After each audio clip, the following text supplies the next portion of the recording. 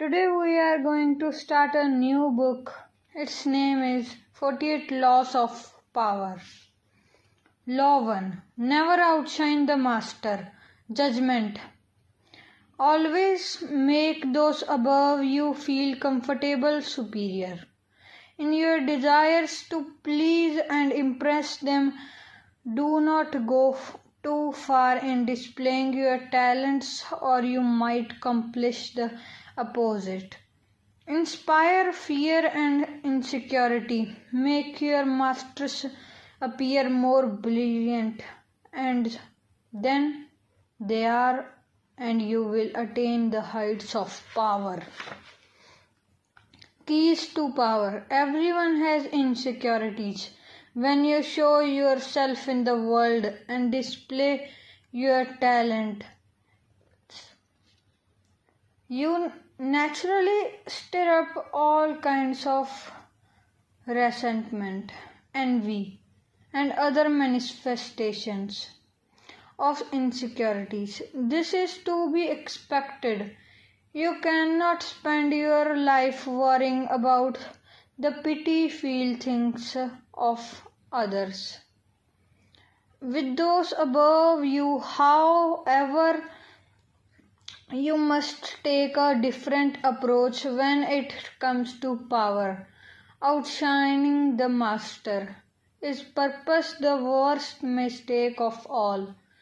Do not fool yourself into thinking that life has changed much since the days of Laos XIV and the medicines. Those who attain high standing in life are like kings and queens. They want to feel secure in their positions and superior to them in intelligence, wit, and charm. It is a deadly but common misperception to believe that by displaying and vaulting your gifts and talents, you are winning the master affection. He may think appreciation, but at his first opportunity he will replace you with someone less intelligent, less attractive, less threatening. This law involves two rules that you must realize. First, you can indefinitely outshine a master simply by being yourself than others monstrally insecure. You may naturally outshine them by your charm and grace. If you cannot help being charming, you must learn to avoid such monsters of vanity or find a way to mute your good qualities when in their company. Second, never imagine that because the master loves you, you can do anything you want. Entire books could be written about favorites who fell out of favor by taking their status for granted for daring to outshine. Knowing the dangers of outshining your master, you can turn this law to your advantage. First, you must flatter and puff up your master. Pervert flattery can be effective but has its limits. It is too direct and obvious and looks bad to courtiers. Discreet flattery is much more powerful. If you are more intelligent than your master, for example, seem the opposite. Make him appear more intelligent you. Act native. Make it seem that you need his expertise.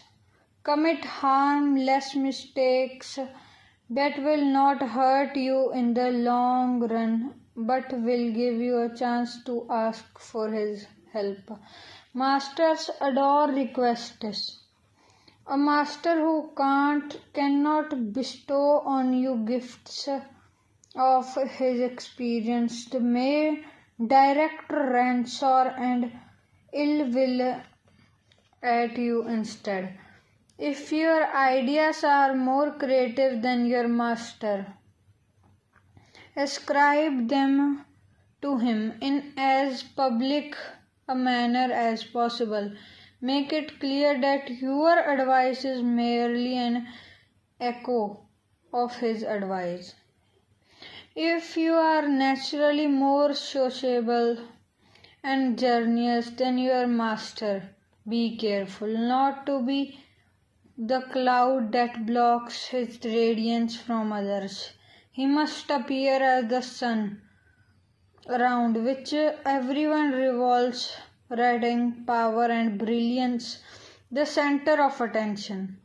In all of these cases, it is not weakness to disguise your strengths. If in the end